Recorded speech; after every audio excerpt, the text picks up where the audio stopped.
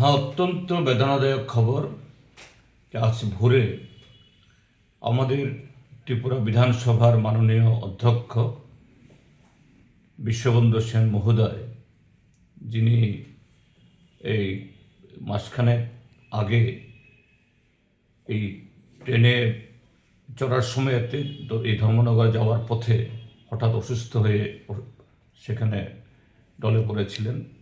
তারপর এখান থেকে উন্নত চিকিৎসার জন্য তাকে ব্যাঙ্গালোরে নেওয়া হয়েছে। আজ ভোরে তিনি শেষ নিঃশ্বাস ত্যাগ করেছেন।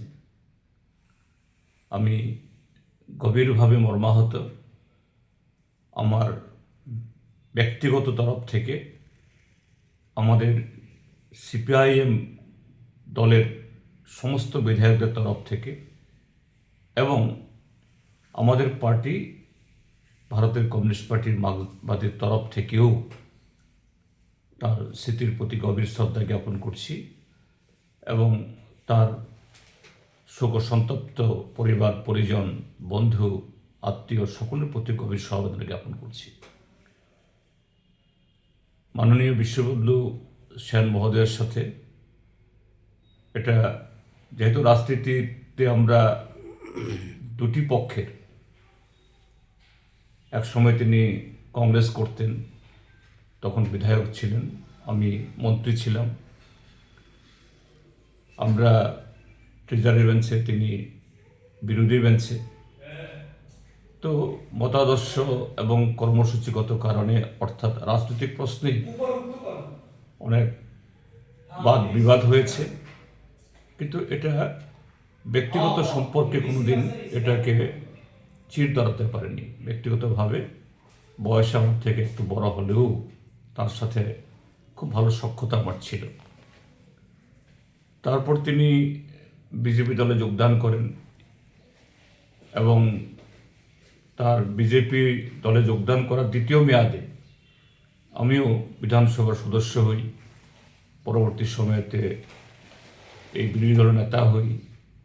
তো স্বাভাবিক যে বিরোধী দলের সাথে শাসক দলের রাজনীতিগত প্রশ্নে, নীতিগত প্রশ্নে অনেক বাক বিতণ্ডা হয়েছে। তিনি অধ্যক্ষের আসনে, সেখানে তাকে ভরসা করি বিরোধীরা বা যে কোনো সদস্যরা, তারা বিধানসভাতে তাদের পার্টির বা জনগণের কথা তুলতে চান। সেই সময়তে সবাইকে সমানভাবে তিনি সন্তুষ্ট করতে পারেন তা নন। যেমন সন্তুষ্ট করতে পারেন না শাসক দলকে, ট্রেজারি বেঞ্চকে, তেমনি পারেন না বিরোধী দলকে। তো সেখানে হয়তোবা কখনো কখনো ওনার সাথেও সেখানে তপ্ত এই বাদ বিবাদ হয়েছে বিধানসভার ভেতরে, কিন্তু ব্যক্তিগতভাবে হয়নি। যখনই দেখা হয়েছে তিনি খুবই ভালো ব্যবহার করতেন। তো আজকে তিনি যখন অনেক দিন ধরে তিনি হসপিটালে অসুস্থ, চিকিৎসাধীন, কাজেই যোগাযোগ ছিল না, কিন্তু আজকে একেবারে চিরতরে তার সাথে বিচ্ছেদ হয়ে গেল। এটা খুব খারাপ লাগছে। আমি আবারও প্রয়াত বিশ্ববন্ধু সেনের স্মৃতির প্রতি গভীর শ্রদ্ধা জ্ঞাপন করছি। তার পরিবার, পরিজন এবং তার দল, তার প্রতিবেশী, আত্মীয় স্বজন সকলের প্রতি আমাদের গভীর সমবেদনা জ্ঞাপন করছি। Thank you.